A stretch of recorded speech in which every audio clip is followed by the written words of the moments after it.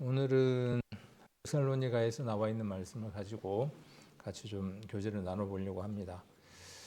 1장 6절부터 10절까지 나와 있는 말씀이고, 이 말씀은 사도행전 16장, 17장 이렇게 또 연관이 조금 되어질 것 같습니다. 그래서 이 말씀들을 함께 좀 나눠보려고 하고, 주제를 어디에서 잡을까 이렇게 왔다 갔다 고민을 하다가 본문 속에서 우리와 주를 본받은 자, 누가 우리와 주를 본받은 자일까요? 오늘 이제 같이 나눠 보려고 하는 이제 지명이 나오겠죠. 너희라 그랬으니까. 그래서 이 본문만 가지고는 너희가 누구인지 자세히 알 수가 없습니다. 그러나 17장 1절부터 보면 이 너희가 이 데살로니가 교회인 것을 알 수 있습니다. 그래서 데살로니가 교회가 많은 환란이 있었고, 또 그 가운데에서도 성령의 기쁨으로 도를 받아, 우리 편으로 쉽게 이야기하면 구원받아서 예수님을 영접하고 예수님이 누군지 알고 우리와 주를 본받은 자가 되었다. 누가 이 본받은 자들이 됐냐 하면 데살로니가 교회가 복음을 전하는 바울 사도들과 예수님을 본을 받은 자가 되었다. 그러므로 너희가 마게도냐와 아가야와 모든 믿는 자의 본이 되었는지라, 이렇게 이야기를 하고 있습니다.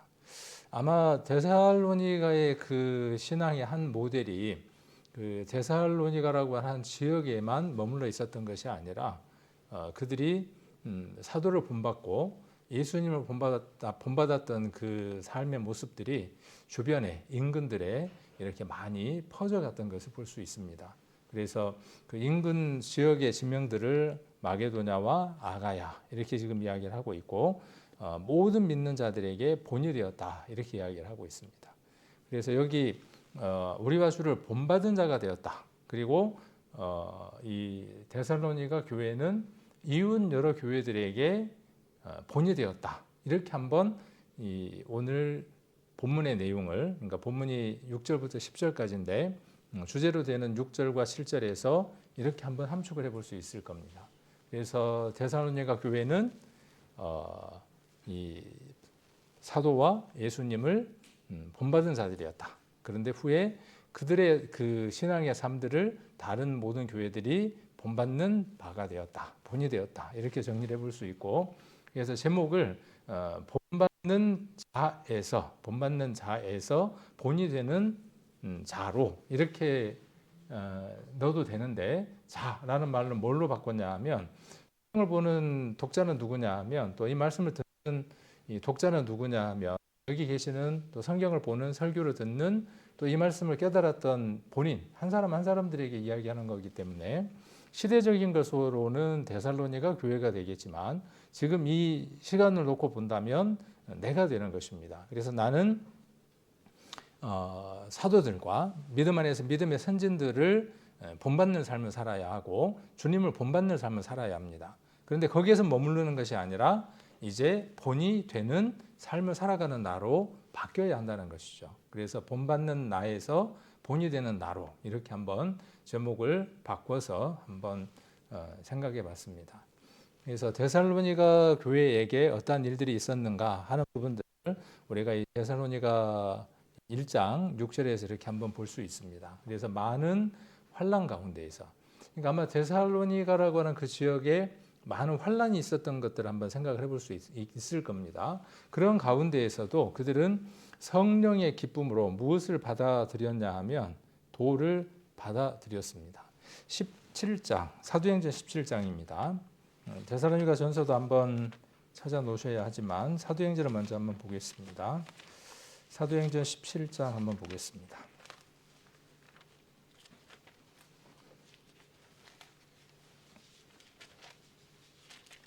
17장 1절 한번 보시면, 자, 저희가 암비볼리와 아볼로니아로 다녀가, 사도행전 17장입니다. 데살로니가에 이르니 거기 유대인의 회당이 있는지라. 바울이 자기의 규례대로 저희에게로 들어가서 새 안식일에 성경을 가지고 강론하며 3절 뜻을 풀어 그리스도가 해를 받고 죽은 자 가운데서 다시 살아야 할 것을 증명하고 이르되 내가 너희에게 전하는 이 예수가 곧 그리스도라 하니 그 중에 어떤 사람 곧 경건한 헬라인의 큰 무리와 적지 않은 기부인도 권함을 받고 바울과 신라를 쫓으나 그러나 유대인들은 시기하여 저자에 어떤 괴악한 사람들을 데리고 때를 지어 성을 소동케 하여 야손의 집에 달려들어 저희를 백성에게 끌어내려고 찾았으나 발견치 못하매 야손과 및 형제를 끌고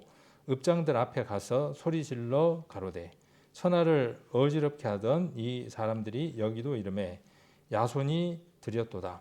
이 사람들이 다 가이사의 명을 거역하여 말하되 다른 임금 곧 예수라 하는 이가 있다 하더이다 하니 무리와 읍장들이 이 말을 듣고 소동하여 야손과 그 나머지 사람들에게 보를 받고 누우니라. 그래서 여기 데살로니가라고 하는 지역에 바울과 실라가 도착을 했고 여기서 지금 무엇을 말했던 것을 볼 수 있느냐 하면 이 사도행전에서 계속 맥이 일괄되게 흐르는 내용 중에 하나가 무엇이냐 하면 여기 3절에 기록된 것처럼 그리스도가 해를 받고 죽은 자 가운데에서 다시 살아야 할 것을 증명하는 겁니다.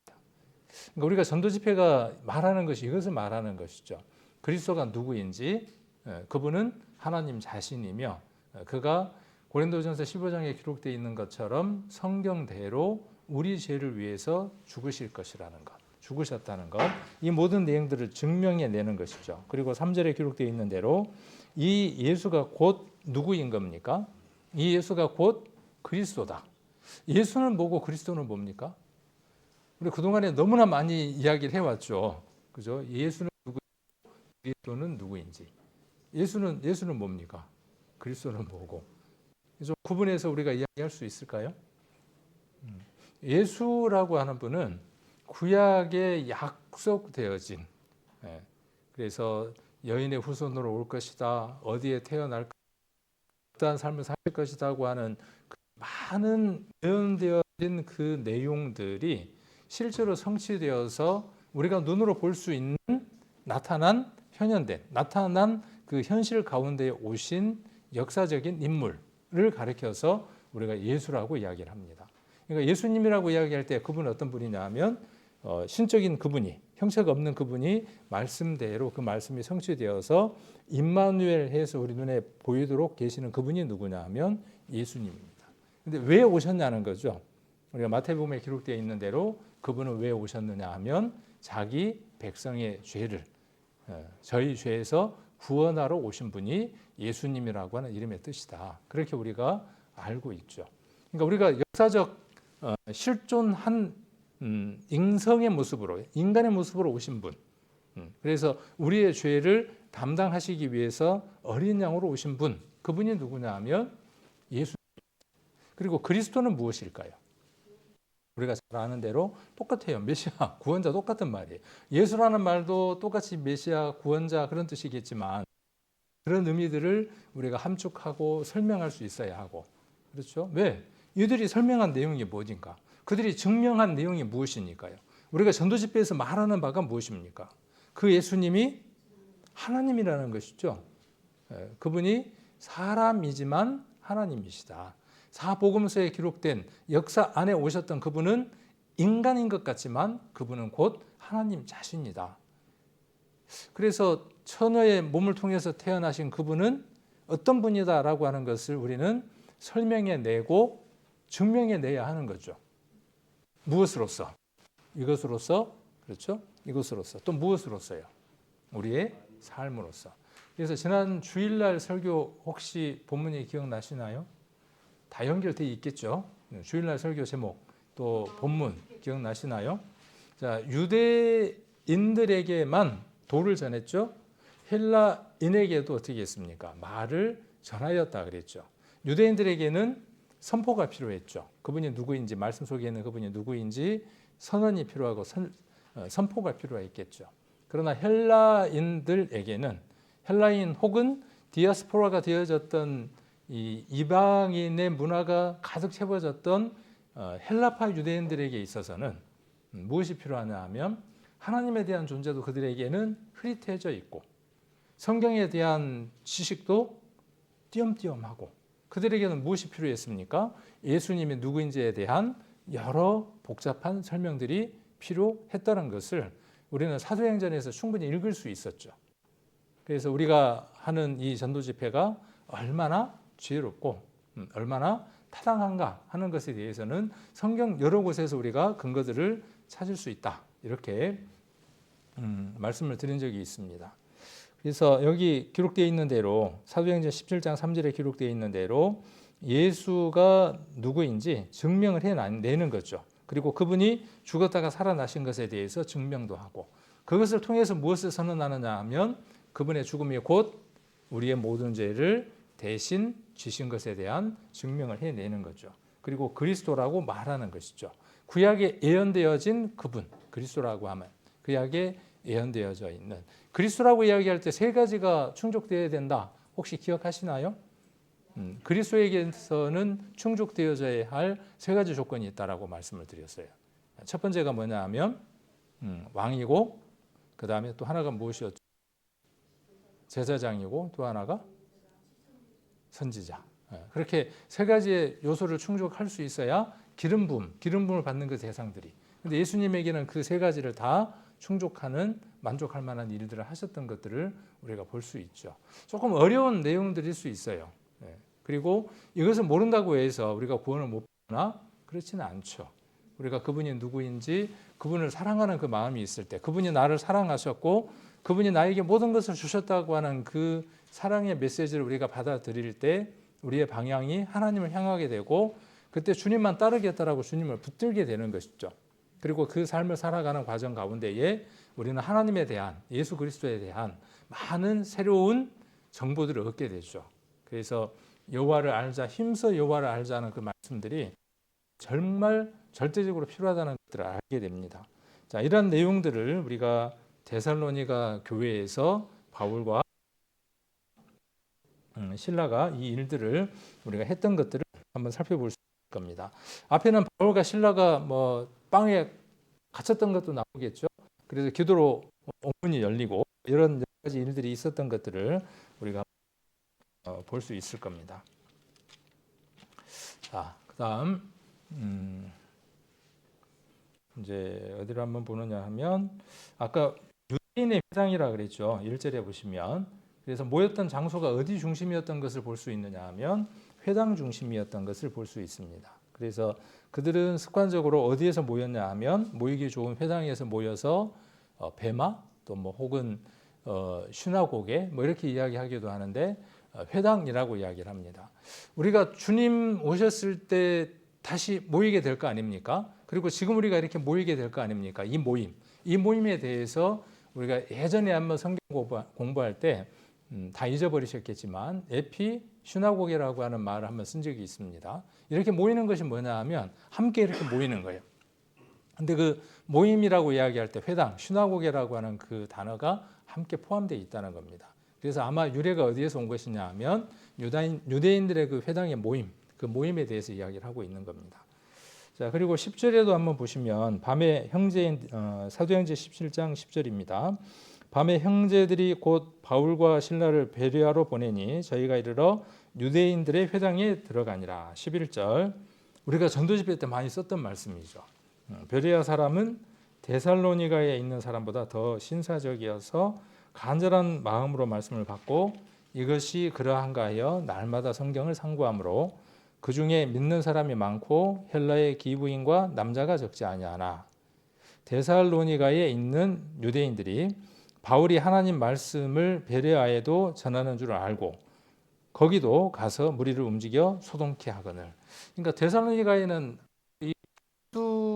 유대인들이 있었던 것 같아요. 예수님의 복음을 전하는 그것을 싫어하는 유대인들이 있었고 반면 또 어떤 사람들이 있었던 것을 볼 수 있습니까? 그 유대인들의 문화에 찌들리지 않고 그 헬라의 문화에 찌들려 있지만 예수님을 영접하고 구원받은 사람들이 있었던 것들, 두 부류가 있었던 것들을 볼 수 있습니다. 그런데 베레아라고 하는 그 지역에서 복음이 막 전해지니까 그 소문을 듣고 지금 어디에서 쫓아 내려오는 거예요. 저기 데살로니가. 지금 이게 지명이 정리돼요, 안 돼요? 머릿속에서. 데살로니가는 어디에 있죠? 저기 어디요? 네. 지금 머릿속에서 가리키는 그곳. 베레아는 어디이고, 마게도냐는 어디이고, 또 아가야는 어디일까요? 그런 어떤 지리적인 감각이나 거리들을 조금 알면 이들의 열심이 얼마나 열심이었는가를 우리가 조금 알 수 있습니다. 그들이 얼만큼 열심히 복음 전하는 것을 방해했는지, 그리고 그들의 열심이 얼만큼 주를 섬겼기 때문에 얼만큼 그 믿음의 소문이 멀리까지 퍼졌는지를 우리가 단순하게 이 문자만 가지고는 느끼기에 조금 부족함이 있습니다. 그래서 지도들을 보는 것은 특히 우리가 그 사복음서도 그렇고 사도행전 같은 경우는 1, 2, 3차 전도 여행을 할 때에 지도라든가 이런 것들을 놓고 보는 것이 아주 유익합니다. 그래서 여기 지명들은 조금 이따가 한번 보도록 하겠습니다. 그래서 그렇게 소동을 하는 거죠. 무리를 움직여서 13절에 소동합니다. 14절 형제들이 곧 바울을 내어 보내어 바다까지 가게 하되 실라와 디모데는 아직 거기 유하더라.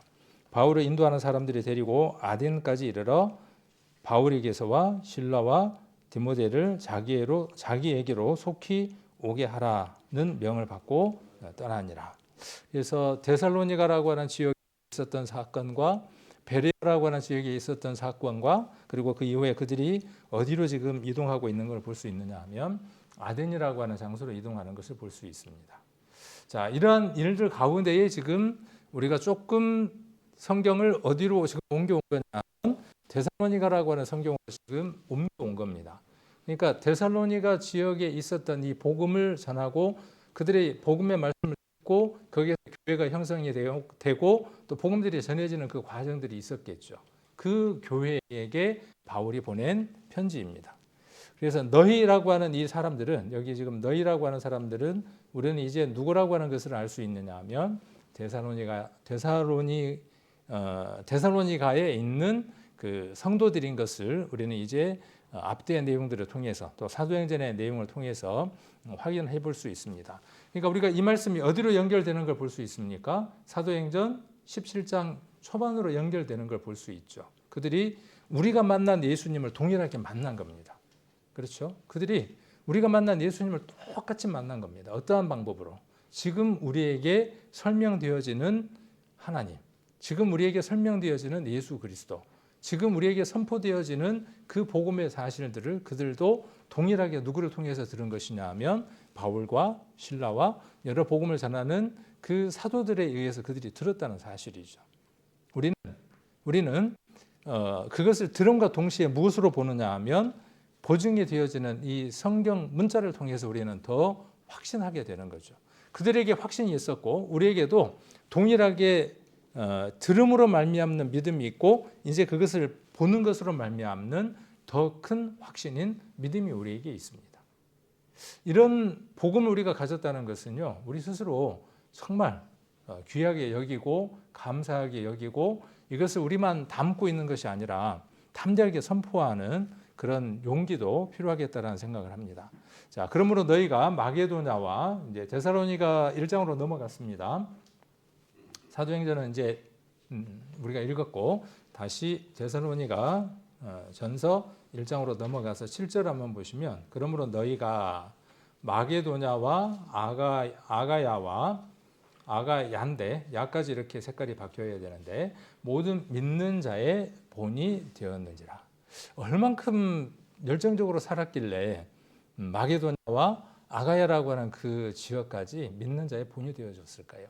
아가야라고 하는 그 지명은요 어디까지 다 포함하느냐 하면 고린도까지를 다 포함합니다. 아가야라고 이야기를 할 때 그래서 들릴 뿐 아니라 하나님을 향하는 되었는지라 주의 말씀이 너희에게로부터 마게도냐와 아가야에만 들릴 뿐 아니라 하나님을 향하는 너희 믿음의 소문이 각처에 퍼짐으로 우리는 아무 말도 할 것이 없노라. 이 8절이 읽을 때마다 저는 이해가 잘 안 되더라고요. 이 말이 뭔 그 소문이 마게도냐와 아가야 그렇게 잘 전해졌다는 말인가? 좀 그 문해력이 좀 떨어지나 봐요. 그래서 조금 요즘 나오는 쉬운 성경 한번 참고를 해봤습니다. 그래서 여러분들이 성경을 읽을 때 앞뒤 문맥이 뭐 인칭 대명사나 뭐 지시 대명사나 이런 것들이 너희 저희 우리 이런 것들이 누구를 지시하고 누구를 말하는지 이해가 잘 안 될 때에는 앞뒤를 잘 읽어봐도 되지만 이런 성경들을 보면 조금 쉽게 또 명확하게 이해를 더 잘할 수 있습니다. 그래서 8절의 말씀을 현대인의 성경으로 한번 읽어보면 주님의 말씀이 여러분을 통해 마게도냐와 아가야에 널리 퍼졌을 뿐 아니라 하나님을 믿는 여러분의 믿음에 대한 소문이 곳곳에 퍼졌으므로 우리는 여러분에 대해서 더 이상 말할 필요가 없습니다. 그러니까 이들이 무엇을 말했다는 것이죠? 마게도냐와 아가야가 어떤 일을 하게 됐다는 거예요. 자, 주님의 말씀이 여러분을 통해, 여러분을 통해. 이 여러분은 지금 누가 되는 거죠? 자, 이게 어렵죠. 너희라 그랬으니까 누구예요, 지금? 데살로니가 교회가 되는 거죠. 주님의 말씀이 데살로니가 있는 사람들을 통해서 마게도냐와 아가야에 널리 퍼졌어요. 그러니까 이 데살로니가 교회에 있는 헬라 문화에 가득 찌들렸던 그들이 예수님에 대한 복음의 말씀을 듣고 그들이 어떻게 바뀌어졌다는 거죠? 주의 말씀을 듣고 거기에 머물러 있었던 것이 아니라 어디까지 갔다는 거예요. 여기 마게도냐와 아가야까지 어떻게 했다는 거죠? 그들을 통해서 널리 퍼졌다는 거예요. 그러니까 이게 뭐죠? 천하에 퍼지는 연병이죠. 그렇죠. 네. 그렇죠. 이단의 회수고 천하에 널리 퍼지는 전염병인 겁니다. 전염병 무서워요, 안 무서워요? 통치라는 입장에서는 이것만큼 무서울 게 없겠죠. 그렇지 않겠습니까? 네. 그래서 예수님을 십자가에 못 박았던 통치자가 있었던 것처럼.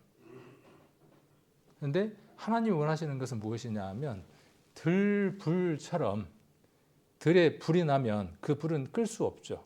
산불이 나면 끌 수 없습니다.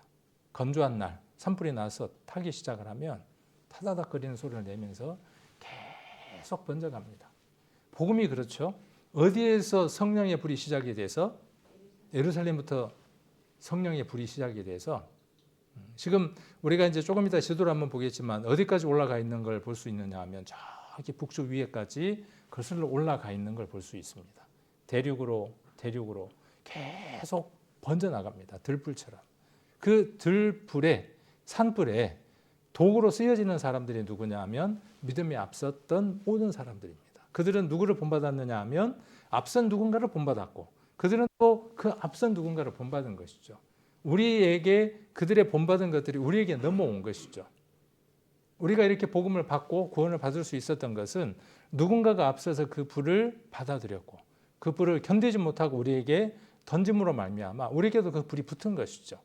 이 불을 이제 우리에게서 찬물을 끼얹어서 꺼버리는 게 아니라 다시 던져야 되겠죠. 그래서 하나님을 향한 믿음의 소문이 각처에 퍼짐으로 이렇게 이야기를 하고 있습니다. 우리는 말할 것이 없다. 지금 이렇게 이야기를 하고 있습니다. 그래서 주된 단어가 지금 믿음의 본, 그다음에 믿음의 소문 이런 걸 볼 수 있습니다. 자, 이것은 하나 성경에서 나와 있는 것을 제가 캡처해서 온 겁니다. 어디에서 복음이 시작이 됐습니까? 여기 예루살렘에서 복음이 시작이 됐죠. 우리가 지난 주일날 읽었던 말씀은 어디에서 있었던 일이냐 하면 여기 안디옥에서 있었던 일입니다. 그리고 다소에 있었던 다소 조금 못생긴 사람, 다소 잘생긴 사람이 아니고 다소 좀 못생긴 사람 사울을 데려다가 어디로? 안디옥으로 데려와서 1년 동안 모여서 함께 말씀을 가르침으로 말미암아 그들이 가르침을 받고 삶의 변화가 나타나게 되고 예수님을 닮은 모습이 나타나서 그들에게 그리스도인이라고 하는 별명이 붙게 된 일, 그 일을 우리가 지난번에 한번 살펴봤습니다. 그리고 이 복음이 이제 바울과 여러 그 복음을 전하는 사도들에 의해서 그들의 손과 그들의 입과 그들의 마음, 그들의 불타버리는 그 마음들로 복음을 전하러 떠나게 되고 이렇게 전도를 떠나게 되죠. 여기 다 친절하게 써 있네요. 2차 전도 여행이라고 써 있고 사도행전 15장부터라고 이야기를 하고 있습니다. 지금 오늘 우리가 읽었던 내용들은 사도행전 17장 1절에서 10절까지 내용들, 8절까지의 내용들을 우리가 읽었습니다. 그래서 바울 사도가 데살로니가에서 복음을 전했던 내용을 한번 읽어봤습니다. 그래서 거기 지명이 아까 어떤 지명이 있었습니까? 아볼로니아. 기억나시죠? 기억 안 나시나요?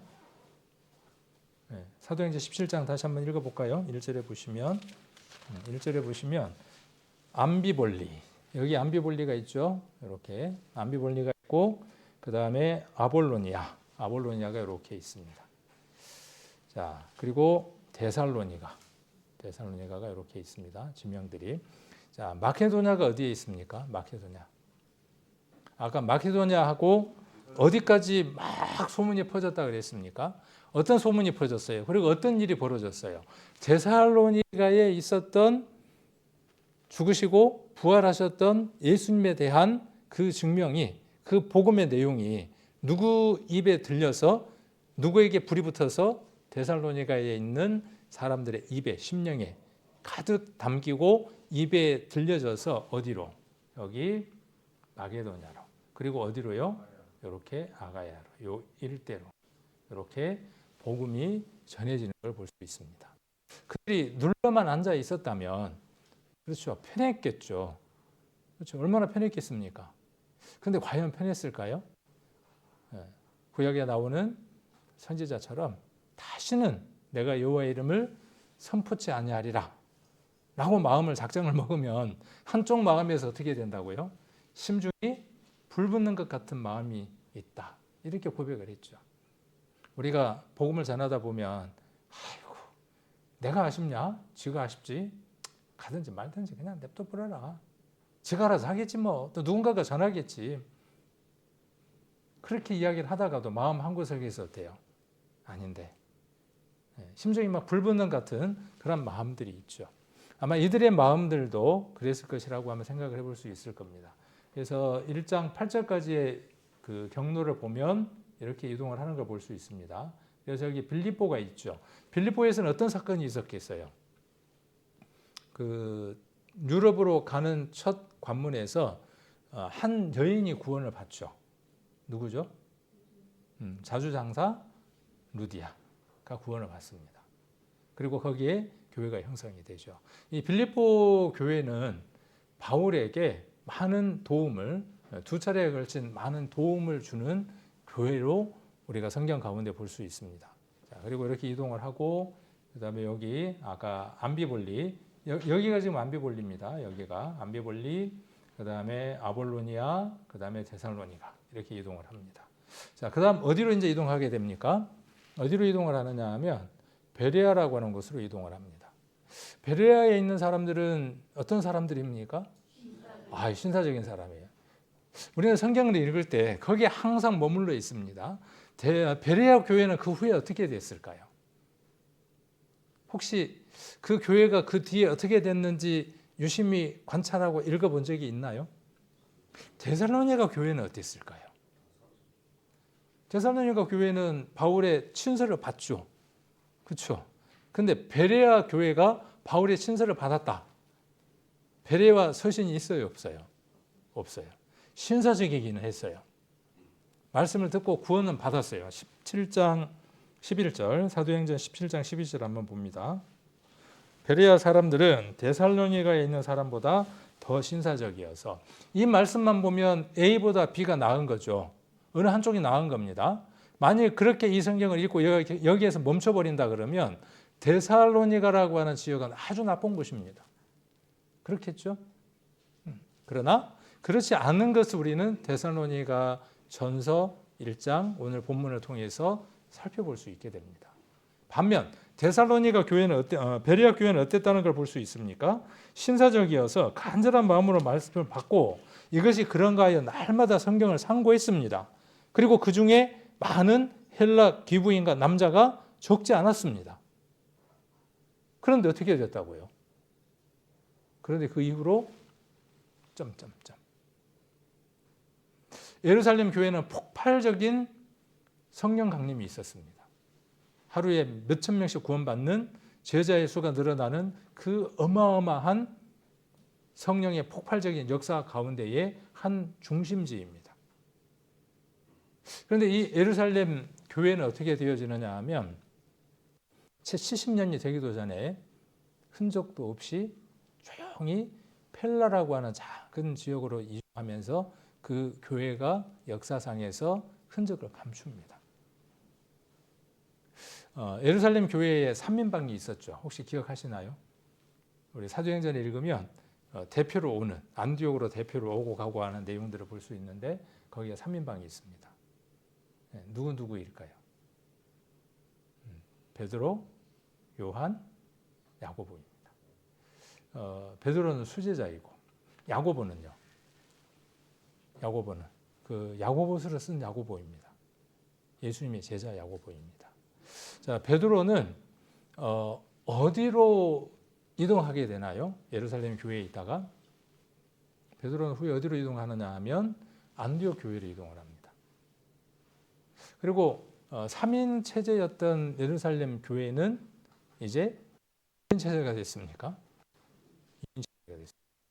예루살렘 교회는 주로 유대파 그리스도인들, 주로 율법을 고수하는 유대인들로 남겨져 있고, 그렇지 않는 사람들은 어디로 거의 다 옮겨가게 되느냐 하면 스데반의 순교 이후로 안디옥으로 옮겨갑니다.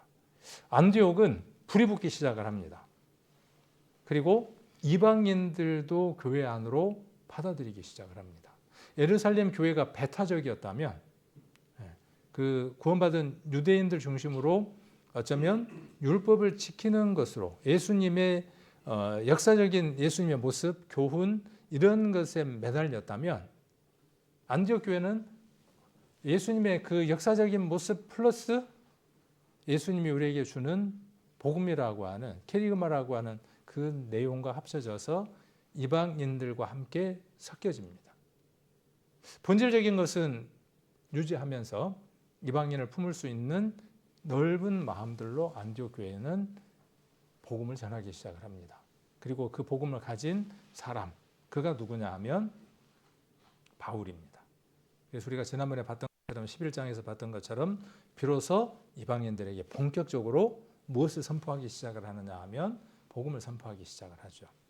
자, 그래서 여기 이제 베레아 교회도 그랬는데 베레아 교회도 마찬가지입니다. 예루살렘 교회가 흔적도 없이 역사 안에서 조용히 AD 100년이 되기 전에 사라지게 되고 안디옥 교회는 흥왕하게 됩니다. 아주 흥하게 됩니다. 우리가 이런 부분들을 한번 잘 그 교훈으로 삼을 필요가 있습니다.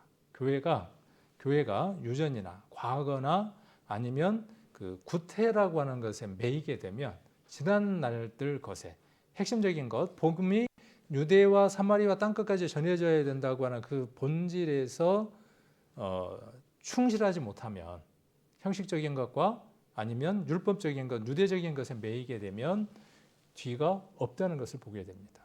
오늘날 우리 교회들도 마찬가지입니다. 교회도 본질적인 것, 온전한 것을 우리가 그대로 간직해야 하고 그 다음에 성경 속에서 이야기하는 이 복음이 땅끝까지 전해져야 된다고 하는 그 사명 우리가 잘 감당하지 못하면 복음은 교회 자체적인 것만을 위한 것이 아니라 이 복음이 선포되어져야 되고 지속적으로 계속 들불처럼 산불처럼 그렇게 번져야 된다는 특성을 잊어버리면 교회는 쇠퇴하는 겁니다. 제자리 걸음을 하는 겁니다. 우리 교회는 어떤 것 같습니까? 우리 교회는 데살로니가 교회처럼 복음을 들고 가는 교회입니까? 이런 면에서 우리는 내년에 좀 더 고민을 좀 해봐야 합니다.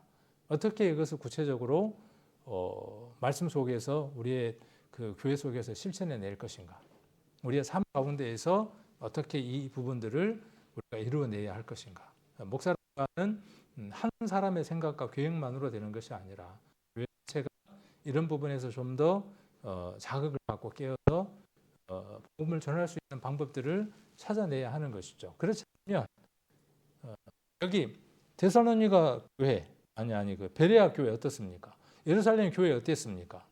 디라성 같은 12 제자들이 있었고 대단한 사람들이 그 교회 안에서 복음을 전했었잖아요. 그러나 흩어지게 되고 3인이 남고 그 다음 몇 사람들 떠나고 야고보가 있다가 채 100년이 되지 못해서 그 교회가 흔적도 없이 사라졌다는 사실. 그리고 그 복음을 누군가가 대신 전하게 된다는 사실. 하나님은 손해보시지 않는다는 사실. 우리는 어떨까요? 우리들에게는. 여기 베레아 교회도 어땠습니까? 참 대단했죠. 날마다 성경도 상고했습니다. 그리고 믿는 사람도 많았고 헬라의 귀부인도 적지 않았습니다. 그러나 그 이후에 베레아 교회의 소식은 성경 속에서 찾아보기가 어렵습니다. 그러나 데살로니가 교회는 그렇지 않았던 것을 우리는 말씀을 통해서 다시 한 번 더 확인해 보게 됩니다. 그래서 베레아에서 어디로 복음을 가지고 가느냐 하면 아가야, 아덴까지 이렇게 이동하는 것을 볼 수 있습니다. 이 지도는 그 로마가 닦아놓은 가도입니다. 가도, 길입니다. 로마가 길을 이 빨간색으로 되어 있는 게 전부 다 길입니다. 사람의 신경망처럼 뻗쳐 있습니다. 로마가 어디일까요? 이 지도에서 로마가 어디만큼 있을까요? 자, 여기가 아마 로마일 것 같아요. 표시를 해놓고 한번 가보겠습니다. 그죠? 아, 잘못 찍었네요. 여기가 로마네요. 그죠? 여기가 이탈리아하고 로마입니다. 이 로마에서 시작되는 도로들이 어마어마하게 많은 곳으로 다 뻗어 있는 걸 볼 수 있습니다. 로마는 전 세계를 지배하기 위해서 애를 썼습니다. 그리고 그 세계를 지배하기 위해서는 필연적으로 필요한 것이 무엇이 필요했느냐 하면 길이 필요했습니다. 많은 군대가 빠른 시간 내에 도착할 수 있도록 도로를 닦았습니다. 그래서 모든 길은 우리가 그렇게 알고 있는 것처럼 이게 그 얘기예요. 길은 어디로 통하느냐 하면 로마로 통하는 겁니다. 이게 아까 맞게 로마가 빨갛게 칠이 된 건데 확대를 하니까 지금 위치가 안 맞는 거네요. 어쨌든 많은 길을 이렇게 닦았습니다. 조금 더 확대를 한번 해보면 아까 여기 로마였습니다. 자, 그리고 여기서 이 지도를 확대한 이유가 왜 확대를 했느냐 하면 마케도냐를 한번 찾아보세요. 이름이 조금 다르긴 합니다. 마케도냐. 자, 그 다음 그리스도 있고 마케도냐 여기 있죠. 한번 찾아볼까요? 마케도냐 여기 있습니다. 그 다음에 데살로니가 보이시나요? 데살로니가가 여기에 있습니다. 자, 그리고 아테네 여기 있겠죠. 여기 성에 나와 있는 그 지명의 이름들이 이곳에 지금도 이렇게 이제 쓰여지고 있고 이렇게 도로들이 지금 빨간 도로들이 있습니다. 그래서 제가 이렇게 한번 도로를 하나 표시를 해봤어요. 그러니까 로마에서 배를 타고 건너든지 아니면 이렇게 위로 육로로 거쳐서 이렇게 다시 로마의 도로 이렇게 연결되어 있습니다. 이 도로가 어디까지 연결되어 있냐 하면 지금의 터키, 이스탄불까지 연결되어 있습니다. 거리가 여기서 여기까지 거리가 860km 정도? 어마어마하죠. 그 시대에 이런 도로를 닦아놨다는 것은 어마어마한 거예요. 이런 도로를 닦았습니다. 무엇 때문에 도로를 닦은 것이죠? 세계를 정복하기 위해서 이 도로를 닦은 겁니다. 그리고 도로를 잘 닦아둔 다음에 정복을 했습니다. 정복한 다음에는 이 도로를 통해서 무엇이 들어가겠습니까? 일본이 우리를 수탈하기 위해서 철길을 다 닦았습니다. 그러고 난 뒤에 어떻게 했겠습니까? 수탈하기 위해서 도로를 닦았으니까 그 도로로 역으로 뭘 해결? 여기 여러 가지 귀중품들을 그 도로로 역으로 끌고 갔겠죠. 그래서 부자가 될 수 있었겠죠. 로마도 마찬가지입니다. 식민지를 만들고 그 식민지에게서 어마어마한 많은 양의 세금들을 가져다가 부를 축적을 합니다. 그러니까 로마의 전략은 통했죠. 이 길을 만들어서. 그래서 많은 부를 누릴 수 있었지만 성경에서 기록되어 있는 영원할 수 있었습니까? 영원할 수 없습니다. 자, 헬라가 있고 로마가 있고 그 뒤에 뜨인돌이 오고 이런 그 다니엘서에 대한 내용들은 잘 알고 계시죠. 자, 그리고 여기 이 도로를 제가 지금 빨간색으로 이렇게 그려놓은 도로를 무엇이라고 이야기하느냐 하면 그 에그나티아 도로라고 이야기를 합니다. 이 도로가 왜 제가 이 도로를 이야기를 하느냐 하면 이 도로를 따라서 바울이 복음을 전했습니다. 그 도로가 일치를 합니다. 아까 데살로니가라고 하는 그 지명을 왜 이야기하느냐 하면 이 도로 위에 어디가 있냐 하면 데살로니가가 있습니다. 그러니까 바울은 이 도로망을 아주 적극적으로 잘 활용한 사람 중에 한 사람입니다. 로마는 점령하기 위해서 도로를 만들었지만 하나님은 그 로마 위에서, 머리 위에서 그 도로를 복음을 전하는 도로로 활용하십니다. 누구 손에 들려서? 바울의 손에 들려서. 우리 하나님은 이런 분이시죠. 이렇게 멋지신 분이라는 것. 그래서 여기 에그나티아라고 하는 여기 비아라는 말은 라틴어입니다. 그 도로, 가도 그런 뜻이고 에그나티아라고 하는 도로입니다. BC 2세기에 로마가 건설을 했습니다. 동영상 하나를 보려고 합니다. 동영상 하나 소리가 나오려는지 모르겠는데 하나를 보도록 하겠습니다.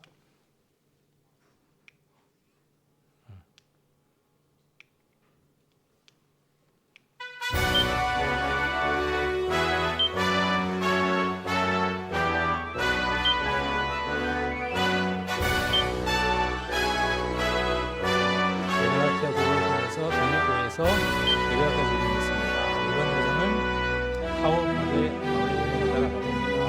네아폴리 항구에서 북쪽으로 16km, 동서남북 모두 산으로 쌓여있는 이곳이 빌립보입니다. 오늘 여행을 한번 떠나보는 겁니다. 사도행전 16장, 17장을 따라가보는 겁니다. 24세기 알렉산드리아 황제 빌립보, 이곳에 내장된 막대한 금광을 발견하고 자신의 이름을 딴 도시를 세웠습니다.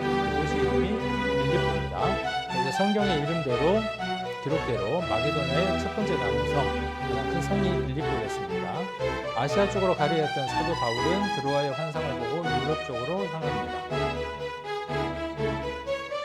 벽화에 그려져 있습니다. 마게도냐로 와서 우리를 도우라. 이 환상을 보고 네아폴리에 도착한 바울은 네아폴리 항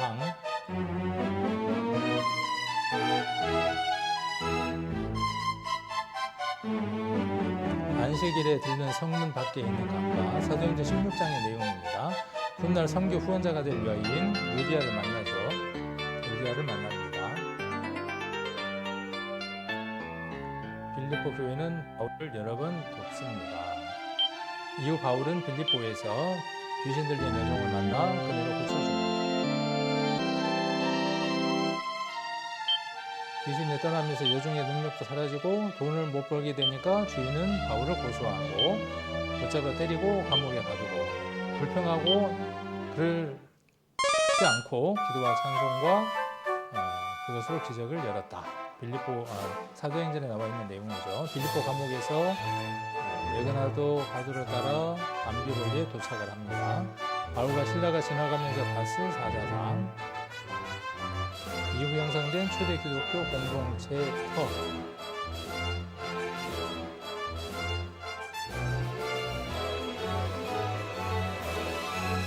이어서 바울 이름은 아나볼리아로 도착합니다. 17장 1절의 내용입니다. 아까 유대인 회당에서 복음을 전했다고 이야기를 했죠. 바울로 그 옆에 있는 로마의 목욕탕, 로마 시대의 목욕탕, 사회의 휴식 사교 장으로 쓰였을 모습이고 암비볼리와 아볼로니아를 거쳐서 데살로니가에 이르게 됩니다. 데살로니가 성벽. 데살로니가는 사연이 또 있는 곳이라고 이야기합니다. 알렉산더가 나오고 여기가 알렉산더 대왕이고요. 저기 페르시아 제국의 마지막 페르시아 왕조 다리우스 3세의 그리스 제2의 도시 테살로니키는 유럽에서 가장 오래된 도시 중 하나로 그리스구 여행의 거점입니다. 알렉산더 대왕 사후 그의 제국은 4개로 분할되었고 마케도니아 지역은 칼산드라가 맡게 되었습니다. 칼산드라는 알렉산더 대왕의 이복 여동생인 테살로니키와 결혼하고 왕위에 올랐는데 자신의 권력을 유지하기 위해 알렉산더의 모친과 아내 그리고 아들까지 숙청했습니다. 자신에 대한 민심이 나빠지자 마케도니아 지방에서 에게이로 진출하는 가장 큰 항구 도시를 건설하고 자신의 아내의 이름을 따서 테살로니키라고 명명했습니다. 테살로니키는 마케도니아 왕국의 수도로서 번성했으며 이후 로마의 지배를 받게 됩니다.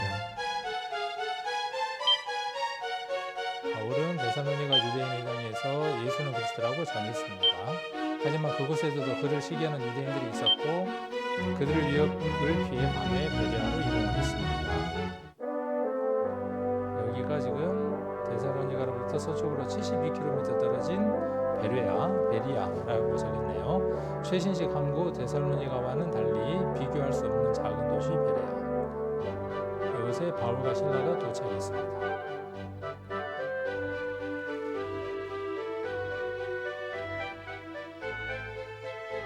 벽화가 있네요. 바울의 세 부분으로 되어 세 있는데요. 부분으로 첫 번째 되어 부분은 있는데 첫 부분은 드로아에서 잠을 자는데 환상 중에 한 청년이 아시아로 가지 말고 마게도냐로 와서 우리를 도우라.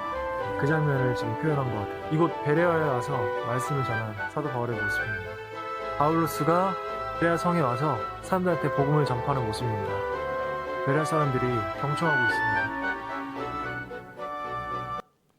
우리가 오수에 가면 그 의견, 개의 동상이 있고 사연들이 적혀 있는 것처럼 이곳 현장에도 베레아라고 하는 그 지역에도 우리 아까 봤던 사도행전 17장 11절에 기록되어 있었던 내용에 관한 이렇게 그림들이 붙어 있는 것을 볼 수 있습니다. 이것은 역사적인 사실이라는 것. 우리가 뭐 전도집회 때 수없이 들었던 그 내용과 비교는 안 되겠지만 이러한 역사적인 사실을 그곳에도 담고 있습니다. 자, 데살로니가 1장 9절로 다시 돌아가서 자, 저희가 우리에 대하여 스스로 고하기를 우리가 어떻게 너희 가운데 들어간 것과 너희가 어떻게 우상을 버리고 하나님께로 돌아와서 사시고 참되신 하나님을 섬기며 10절 또 죽은 자 가운데에서 다시 살리신 그의 아들이 하늘로부터 강림하심을 기다린다고 하니 이는 장래의 노하심에서 우리를 건지시는 예수시라. 자, 이 말씀도 조금 쉬운 말 성경에서 한번 보면 저희라 그러니까 이게 또 누구를 이야기하는지 이해가 잘 안 되니까 그래서 마게도냐와 아가야 지역의 성도들은 우리를 두고서 우리가 여러분을 방문했을 때 여러분이 어떻게 우리를 환대했는지 또 여러분이 어떻게 우상을 버리고 여기에서 지금 여러분은 누가 되느냐 하면 데살로니가 교회 성도들이 되겠죠. 그러니까 데살로니가 교회 성도들은 바울 일행이 도착했을 때 그들을 환대했던 거죠. 기쁨으로 받아들였다라고 지금 이야기를 합니다. 그리고 여러분이 어떻게 우상을 버리고 하나님께로 돌아와 살아계신 참된 하나님을 섬기게 되었는지를 서로 이야기합니다. 그러니까 이 마게도냐와 아가야 지역의 그들과 함께 무엇에 대한 이야기를 주고받고 있는 거예요. 아마 이런 얘기였을 거예요. 우리 교회에 아무개가 있는데 그 아무개는 옛날에 술, 담배, 도박, 계집질에 잔뜩 찌들려 있었던 사람인데 니도 알고 우리도 알잖아. 그 집에는 신주단지도 있었고 얼마나 우상을 많이 생겼는지 몰라. 그런데 어느 날 그 집이 아들이 확 바뀌었더라고. 그러더만은 저기 어디 교회를 댕긴다고 하는데 사람들이 그 교회를 2단이니 3단이니 했었더라고. 그러면서 어때요? 막 이야기를 하겠죠. 그런 이야기들이 우리들도 있었죠. 그리고 그 주인공들이 나이기도 하고 내가 잘 아는 사람들이기도 하죠. 초대 복음이 전해질 때 이런 일들은 흔했던 얘기들입니다. 우리가 복음이 전해질 때 그랬던 것처럼. 자, 그런데 왜 그쳤을까요? 이것이 왜 그쳐져 버렸을까요? 예루살렘 교회처럼 베레아 교회처럼 더 이상 그것이 산불처럼 번져가지 못하고 점점점이 됐을까요? 이런 부분들을 한번 우리가 우리 자신들에게 묻고 우리가 이러한 부분들에 더 열정적인 삶을 살아가자고 이러한 말씀들을 한번 더 살펴보는 겁니다. 그래서 우상을 버렸다는 거예요. 우리가 그 섬기고 있는 우상들이 참 많죠. 우리도. 아마 데살로니가라고 하는 이 지역은 이 문화적인 것, 그다음에 정신적인 면들은 헬라의 영향을 강하게 받았을 것이라고 생각해 볼 수 있습니다. 왜냐하면 아까 우리가 동영상을 잠깐 봤던 것처럼 알렉산더의 그 영향을 받고 그 사연들 속에서 그 여인의 이름을 따서 데살로니카라고 하는 그 도시가 항구가 되어졌죠. 마케도냐라고 하는 그 지역의 가장 큰 수도, 항구 도시가 되어졌습니다. 항구 도시니까 그곳은 어떤 곳일 것이라고 하는 우리는 추측들을 해볼 수 있습니다. 그런 이방의 문화, 이방 신들 이 모든 것들에 잔뜩 찌들려 있었던 도시. 고린도 교회도 그랬던 것처럼 항구니까 아마 이들도 그런 것 속에 사로잡혀 있었을 겁니다. 저와 여러분은 어떨까요? 저와 여러분은. 우리가 이런 부분들을 한번 발견해 보는 것. 우리가 우상을 버려야 하는 거죠. 근데 무엇이 우상인지를 모르고 있다면 여전히 붙들고 있는 거죠.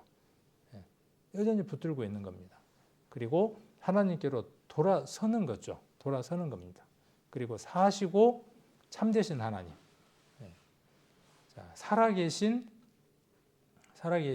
참된 하나님이 사시고 참되신, 그러니까 좀 이해가 저처럼 떨어진 사람은 이해를 얼른 못하니까 살아계시고 참되신 하나님, 지금도 살아계신 그 하나님, 그 하나님에게로 돌아가는 것이죠. 자, 이것이 그 데살로니가가 베레아 교회나 혹은 예루살렘 교회와의 차별점이라고 이야기해 볼 수 있을 겁니다. 우리 교회는 어느 교회와 차별이 되어져 있나요? 세상의 교회와 차별이 되어져 있습니까? 어느 면에서? 이런 면에서 우리는 살아계신 참된 하나님을 믿는 겁니다. 그러면 우리 안에는 하나님의 생명이 있는 겁니다. 하나님의 사심으로 우리가 살아가는 겁니다. 그래서 우리는 멀어져 하나님을 섬기는 그런 사람들이 되어져야 하는 거죠. 그래서 헬라는 다신교를 믿었고, 그래서 데살로니가 사람들은 많은 신들을 섬겼고, 그 섬긴 신들 중에 뭐 전쟁신도 있고, 사랑신도 있고, 땅과 바다의 신도 있고, 뭐 쾌락과 분노의 신도 있었다네요. 쾌락과 분노의 신, 뭐 이런 여러 신들이 있었고, 가능한 한 많은 신을 섬겼죠. 바울이 복음을 전할 때 보니까 어떤 신도 있었습니까? 고린도로 가니까 거기에는 알지 못하는 신이라고 하는 신도 있었죠. 왜? 혹 빠뜨릴 수 있으니까. 그들이 신에 대한 생각이 어땠다는 거예요. 아주 고도로 발달했던 걸 볼 수 있죠. 혹시라도 빠뜨린 신이 있으면 우리가 그 신으로부터 복음커녕 재앙을 받을 테니까 그냥 싸그리 우리가 모르는 그 신은 모르는 신이라고 하자. 그렇게까지 종교성이 있었던 것들을 우리가 살펴볼 수 있습니다. 데살로니가라고 하는 지역도 별반 다르지 않았던 것을 볼 수 있습니다. 그러나 그들은 과감하게 그 우상을 버릴 수 있었다는 것은 그들 안에 누가 계셨다는 거예요. 여기 지금 말씀에 기록되어 있는 대로 답이 나와 있죠. 돌아선 겁니다. 돌아서고 사시고 참된 하나님을 여기 어떻게 했습니까? 섬긴 겁니다. 섬긴 것. 주일날도 잠깐 말씀드렸지만 하나님을 친근히 하고 섬겨야 하는 이유가 무엇 때문입니까? 하나님을 위한 겁니까? 우리가 하나님을 위할 만한 것이 있습니까? 무엇으로서 하나님을 위할 수 있습니까? 하나님에게 갚을 만한 것이 우리에게 있습니까? 없습니다. 아무것도 없습니다. 그런데 하나님을 갚아서 드리려고 하는 아주 못된 마음을 갖고 있죠. 지난번에 여장날 모임에서 잠깐 그 얘기를 했는데 요즘 그 세상의 화두가 내란이잖아요. 내란. 우리도 혹 내란죄를 범하고 있지 않는지 한번 돌아볼 필요가 있겠더라고요. 이번에 보면 해서는 안 되는 일, 그것을 어떤 선자가 우리가 잘 아는 대로 광명의 천사였죠. 그 천사가 사람들 안에 들어가게 되면 내란이라고 하는 걸 꿈꾸게 되죠. 별반 다르지 않습니다. 지금 나타나 있는 그 양상과 우리 안에 나타나는 양상은 크게 다르지 않습니다. 왜? 사단이 그 일을 하는 거니까. 그래서 우리에게서 하나님을 섬겨야 하는 이유는 분명합니다. 누구를 위한 것이냐 하면 나를 위한 겁니다. 그래서 신명기 10장 13절이었죠. 기억하시죠? 누구를 위한 겁니까? 우리를 위한 것이고 우리의 무엇을 위한 겁니까? 우리의 행복을 위한 거예요. 행복. 그러니까 하나님을 친근히 하고 하나님을 섬기는 것은 누구에게 유익한 겁니까? 내게 유익한 거예요. 하나님을 위한 것이기도 하지만 그것은 본질적으로 누구를 위한 것이냐 하면 저와 여러분의 행복을 위한 겁니다. 그러니까 행복한 거예요. 하나님을 가까이 하고 하나님을 섬기면 행복합니다. 그 행복 맛보고 사시죠? 많이 맛보고 사십니까? 아주 조금 간헐적으로 피가 굳을 만큼입니까? 우리에게서 그 원함은 넘쳐서 흐를 때까지겠죠. 그렇게 해야 되겠죠. 자, 또 죽은 자들 가운데에서 다시 살리신 그 아들이 하늘로부터 강림하심을 기다린다고 하니 누가 이렇게 기다리는 겁니까? 지금 누가 이렇게 기다리는 거예요? 데살로니가 교회의 성도들이 간절히 열심히 기다리는 기다림 하나가 있는 거예요. 그 기다림이 무엇입니까? 주님이 다시 오실 것이라고 하는, 강림하실 것이라고 하는, 이 강림이라고 하는 건 예전에도 한번 설교를 해드렸죠. 파루시아, 강림, 특별한 단어입니다. 그래서 이 강림을 기다린다 그랬어요. 저와 여러분 기다립니까? 기다리지 않습니까? 2000년 전에 기록된 성경이고 그들 안에 가득 채워져서 간절한 소망으로 있었던 믿음입니다. 그 믿음이 우리에게도 하나도 바뀌지 않고 그대로 있습니다. 데살로니가에 있는 성도들은 이 믿음으로 말미암아 이 간절한 기다림 때문에 무엇을 했느냐 하면 움직일 수밖에 없었죠. 입을 열 수밖에 없었죠. 뜨거울 수밖에 없었죠. 자, 이렇게 이야기할 수 있습니다. 주의 오심을 간절히 기다리는 사람들은 가만히 앉아 있는 사람들이 아니라 그의 오심을 준비하고 그의 오심을 만방에 전하는 사람들입니다. 왜? 그것이 무엇을 하는 일이니까요? 장래 노하심입니다. 장래 노하심. 이게 뭐죠? 종말입니다. 종말. 하나님이 마지막 그 심판을 하시는 날입니다. 그 심판을 하셨을 때 이 세상 가운데 이 심판이 있을 텐데 반드시 그 종말은 오고야 말 텐데 다음에는 이 종말에 대한 이야기를 좀 하려고 합니다. 종말이 오고야 말 텐데 그 종말에서 구원받는 방법은 오로지 하나밖에 없다는 거예요. 데살로니가 성도들은 지금 우리가 그것을 간절히 기다리는 것처럼 그들도 이 간절한 기다림으로 그들의 삶을 살아갔습니다. 그래서 죽은 자들 가운데에서 다시 살리신, 이게 중요한 거죠. 죽은 자들 가운데에서 다시 살리신 이분이 누구입니까? 우리가 믿는 주님입니다. 저와 여러분이 믿는 그분입니다. 자, 그 아들로부터, 그의 아들이 하늘로부터 강림하심을 기다리는 겁니다. 이는 장래 노하심에서 우리를 건지시는 예수님입니다. 쉬운 말 성경에는 그들은 또한 하나님께서 죽은 자들 가운데에서 살리신 그 아들, 곧 다가올 하나님의 진노에서 우리를 건져 주실 예수께서 하늘로부터 이 땅에 오실 날을 여러분이 얼마나 열심히 기다리고 있는지에 대해서도 서로 이야기합니다. 그죠? 그 마케도냐와 아가야와 이런 지역에 있는 사람들이 데살로니가 지역에 있는 사람들이 전했던 내용들을 지금 함께 이야기하고 있다는 거예요. 이렇게 이야기하고 있다는 겁니다. 그분이 누구인지, 그분이 어떤 일을 해주실 것인지, 그리고 그 사람들이 데살로니가의 사람들이 어떤 삶을 살아갔는가에 대한 내용들을 마게도냐와 아가야에 있는 사람들이 이야기한다는 거예요. 그들은 옛날에 우상에 찌들렸던 사람들입니다. 우리가 잘 압니다. 그런데 그들이 이제 그 모든 것들을 버리고 누구를 위해서 살아간다는 것입니까? 하나님을 위해서 살아가고 있다라고 말하고 있는 겁니다. 자, 데살로니가에 있는 성도들은 무엇을 간절히 기다렸습니까? 이걸 기다렸습니다. 이게 뭡니까? 이게 그 헬라어의 아주 특이한 단어 하나, 파루시아라고 하는 단어입니다. 우리가 휴거라고 하는 단어로 번역한 단어입니다. 휴거입니다. 저와 여러분 이거 기다리지 않습니까? 아멘이죠. 저도 아멘입니다. 그러면 가만 앉아서 홍시가 되어져서 떨어지는 날까지 기다리고 있어야만 하겠습니까? 그렇지 않습니다. 데살로니가 교회가 오늘 본문에서 본을 보여준 것처럼 우리에게 메시지를 던지고 있는 것처럼 우리도 그러한 삶들을 살아가야 할 필요가 있습니다. 그래서 가장 먼저는 무엇이냐 하면 본 받은 자들이 먼저 되어야 합니다. 저와 여러분은 본을 받아야 합니다. 바울은 고린도 교회 편지 쓸 때 이렇게 편지 썼습니다. 몇 장 몇 절인지 찾아보실 분들은 얼른 찾아보시면 되고, 내가 그리스도를 본받은 것처럼 너희는 나를 본받은 자가 되라, 그렇게 말씀하고 있습니다.